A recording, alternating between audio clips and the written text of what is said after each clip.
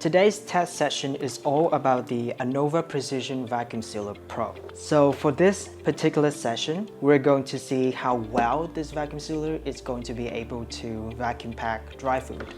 And to do that, we're going to use 2 pounds of black rice grains. And to measure the suction strength of this particular model, we're going to use a digital vacuum gauge.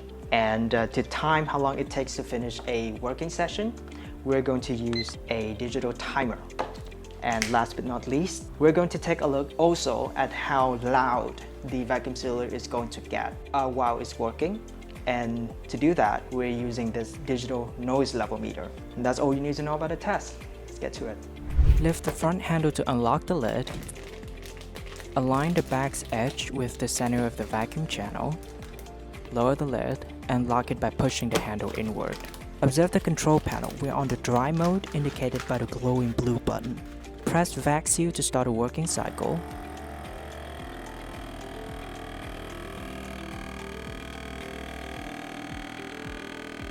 As the sealer works, we'll also see the vacuum gauge ticking.